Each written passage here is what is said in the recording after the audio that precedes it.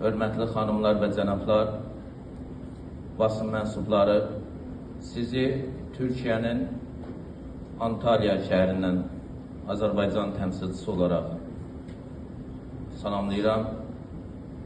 Təqdim edən Ömərcan Şəntürk mövzunun adını elan elədi. Beynəlxalq terrorizm, transmilli cinayətkarlıq, narko dillerlər, onlarla mübarizə, mübarizənin təşkili, cinayətkar sindikatlara qarşı mübarizə.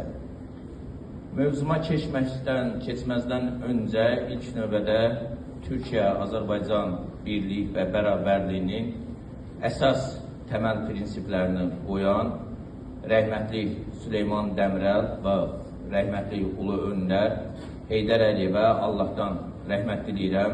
Bir millət, iki dövlət siyasi anlamda, mənəvi anlamda olan dostluq bugün elmi salonlarda, diskussiyalarda, fikir polemikalarında öz əksini ədalətli şəkildə tapmaqdadır.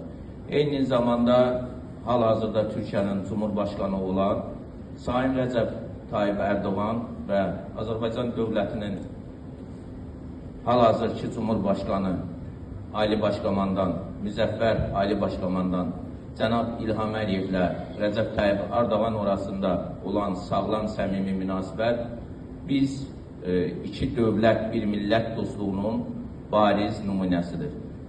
Buradan bütün Türkiyə və Azərbaycan xalqını salamlayıram. İndi isə mövzuma keçirəm.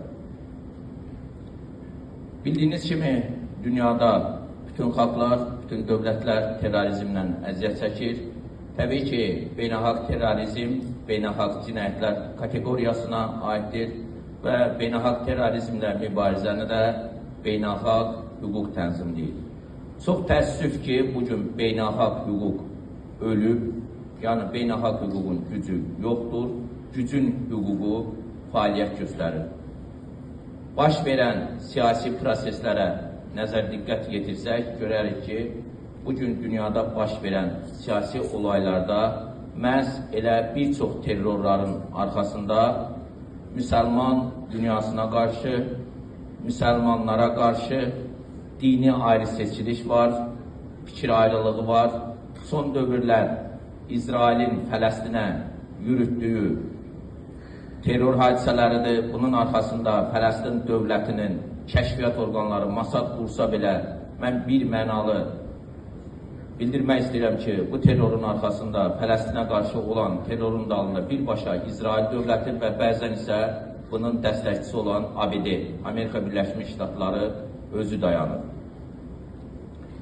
Dünyada məşhur terror təşkilatlarının adını sıralasaq, Əl-Sahab, Asala, PKK, YPK, yəni bütün YPD, bütün bunların arxasında onları maliyyələşdirən, silahla təsis edən, qara para ilə təmin edən və kiber cinayətkar hücumlardan onları qoruyan təbii ki, beynəlxalq güclərdir, siyasi qüvvələrdir və pərdə arxasında dünyanı lərziyə salacaq, yeridəcək və onları despotizm, tribalizm metodologiyasına iflasa uğratmaq adında təbii ki, bu terror təşkilatları bu siyasi güclərin əlinə yarayır. Və bu baxımdan da təbii ki, dövlətlərin bir çoxunda bu beynəlxalq terror təşkilatlarını gizli şəkildə maliyyələşdirmək, onları qoruyub saxlamaq, lazım gələrsə siyasi güclərin əleyhinə çevirməkdir. Çox təəssüf edirəm ki, bugün dəyişən qlobal dünyamızda biz hələ də terrorla mübarizədə əziyyət çəkirik. 2025-ci ilin statistikasına nəzər salsaq, terror baş vermiş ölkələrin ümumi siyasi 67 ölkədir. BMT-nin tanıdığı 204 dövlət arasında 67 ölkədə terrora məruz qalan xalqlar var. Onların itkilərinin ümumi sayı 55.852 nəfərdir. Ən böyük terror hadisəsi 11 sentyabrda yadınızdadırsa 2001-ci ildə Amerika Birləşmiş Ştatlarında həmin o qüllələrin partladılması oldu. Ondan sonra terror daha böyük, geniş vüsət almağa başladı və o cümlədən Türkiyə Respublikasının özündə də bir çox böyük terror hadisələri baş vermişdir. Düzdür, 2000-ci ildən siyasi hakimiyyətə gələn AKP, Ədalət və Qalkınma Partiyası əvvəlki illərlə dönəmdə terrorun kökünü kəsmiş. Çünki Turgut Özal, Süleyman Demirel dönəmində demək olar ki, Türkiyə dövləti hər sabah gözünü terrorla açırdı. Amma Rəcəb Tayyip Erdoğan Cumhurbaşkanı, öncə Başbakan, sonradan isə Cumhurbaşkanı seçildikdən sonra siyasi fəaliyyətində ana xətlərdən birisi də terrorla mübarizə, insan alverinə qarşı mübarizə, kiber cinayətkarlığın söndürülməsi və təbii ki, bunun kökünün kəsilməsi məsələləri dayanmışdır. Təbii ki, bütün məsələlərdə dövlət hər şeydən öndə olmalıdır, fərqi yoxdur, bu CHP-lidir, MHP-lidir, AKP-lidir. İlk öncə dövlət bütün partiyalardan, bütün vətəndaşlardan və oliqarxlardan irəlidə olmalıdır. Bunun üçün dövlətin gücü və qüdrəti təbii ki, çox önəmlidir. Dövlətin güclü, qüdrətli olması üçün onun ilk növbədə iqtisadi azadlığını təmin etmək lazımdır. İqtisadi azadlığı olmayan dövlət xarici güclər qarşısında təbii ki, aciz vəziyyətdə qalır və məcburdur ki, ağa babalarının və para babalarının dediklərini, diktə etdiklərini etmək məcburiyyətindədir. Və iqtisadi gücü olmayan dövlətlərin təbii ki, siyasi iradəsi də olmur və siyasi müqavimət göstərmək potensialı da yoxdur. Bu hadisələrə misal olaraq, misal üçün, Venezuelanın prezidenti Maduro'nun evindən Amerika Birləşmiş Ştatlarının Mərkəzi Kəşfiyyat İdarəsi tərəfindən gedib eşi ilə, ömürgün yoldaşı ilə həbs olunub, başına çuval keçirilib. Amerikanın indi hansı cəza evində cəza çəkdiyi belə məlum deyil, hansı cəza qanunları ilə ittiham olunduğu belə məlum deyil və böyük bir dövlətin bu cür terror, sanki terror törədərək bir xalqın seçdiyi Cumhurbaşqanının başına çuval keçirib, gətirib Amerikanın istədiyi cəza evində saxlaması təbii ki, bu heç bir dövlətə hörmət və nüfuz gətirmir. Bəlkə də mənim söyləyəcəklərimi hər hansı bir siyasətçi, dövlət başçısı bunu söyləmir, çünki onlar istəmir ki, Amerika Birləşmiş Dövlətləri ilə, böyük güclərlə hər hansı bir kırıq çıxsın, siyasi kırıq çıxsın və yaxud da onlarla münasibətlərində gərginlik yaransın. Amma düşünən beyin, zəki sahibləri, intellektual əqli mülkiyyəti olan, beyin mərkəzləri, IQ-su yüksək səviyyədə olan insanlar başa düşür ki, bu dövlətin özünün törətdiyi bir terrordur. Bəs bu terrorla mübarizəni necə təşkil eləmək olar və bunun qarşısını necə almaq mümkündür? Mənə görə istər terror, istəyir insan alveri ilə mübarizə, istəyir orqan alveri, kiber cinayətkarlıq, silah tüccarları, uyuşturucu qaçaqçılığı ilə məşğul olanlar, saxta sənəd hazırlayan böyük mütəşəkkil dəstələrlə mübarizədə ilk növbədə qanunlardakı boşluqları aradan qalxızmaq lazımdır.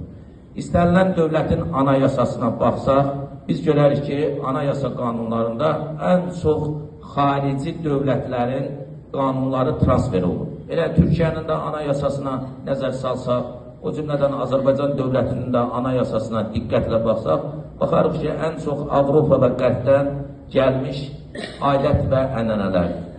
Bəzən siyasi xadimlər və dövlət adamları din dövlətdən ayrıdır, din dövlətlə bir yerdə ola bilməz fikirlərinin tam əleyhinəyəm. Çünki insan bədəni iki hissədən ibarətdir. Ruh bədəndən, bədən ruhdan ayrı ola bilmədiyi kimi, din dövlətdən, dövlət də dindən ayrı ola bilməz. Din dövlətdən ayrıdırsa, o dövlətdə yaşayanların hamısı, başda da siyasi xadimlər olmaqla onlar dinsizdirlər.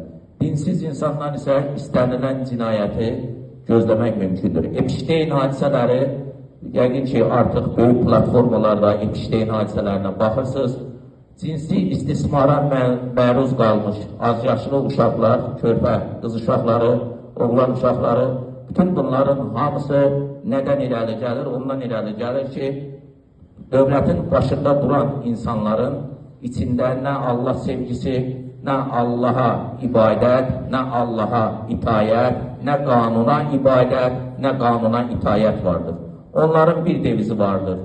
Güclüsənsə hüquqsan, güclüsənsə ədalətlisən, güclüsənsə hakimsən. Amma bu belə deyil. Ədalət haqlının haqqını vermək, haqsıza yerini göstərməkdir.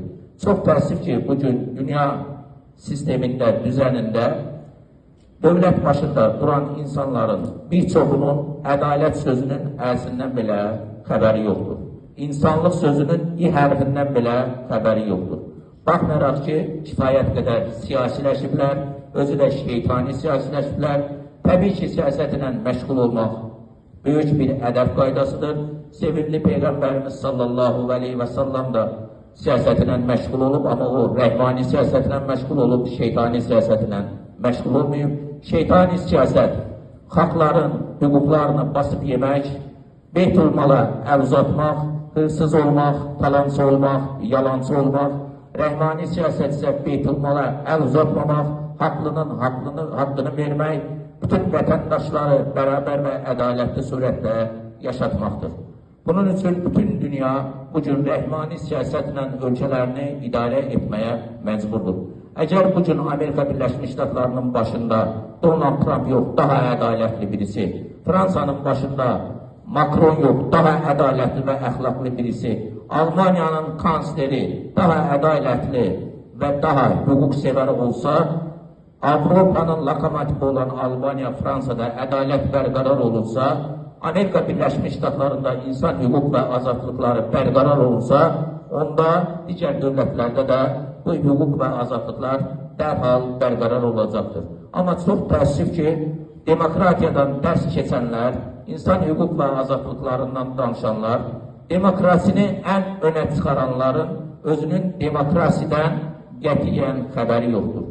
Onların bir haqqı var, verməlisən, gətirməlisən və böyük dövlətlər qarşısında öz milli sərvətlərini bac olaraq gətirib onların büdcəsinə keçirməlisən. Çox təəssüf ki, dünya düzəni hal-hazırda bu istiqamətdə davam edir və belə davam etdikcə də terror təşkilatlarının sayı çoxalır.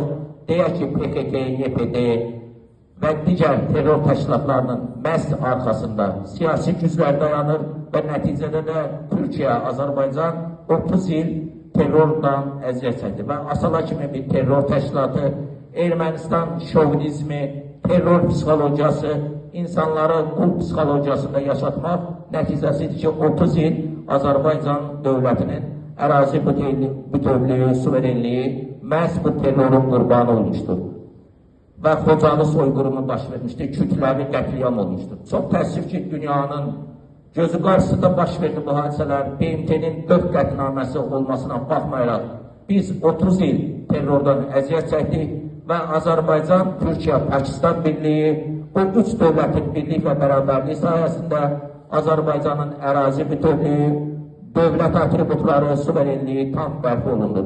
Bir daha Azərbaycan Respublikasının hüquqşünası, hüquq elmlər doktoru, professoru olaraq öz adımdan, rəhbərlik etdiyim Beynəlxalq Elm və Mədəniyyət Mərkəzinin adından, Beynəlxalq Hüquqşünaslar Liqasının adından Türkiyənin Cumhurbaşqanı Rəcəb Tayyip Ərdoğana sonsuz təşəkkürlərimi çatdırıram. Eyni zamanda Dışişlər Bakanı Hakan Fidana və Milli İstihbaratın rəhbəri İbrahim Kalına. Eyni zamanda Pakistanın siyasi rəhbərliyinə təşəkkür edirəm. Allah qapısını açsın İmran Xan, hal-hazırda cəza evindədir.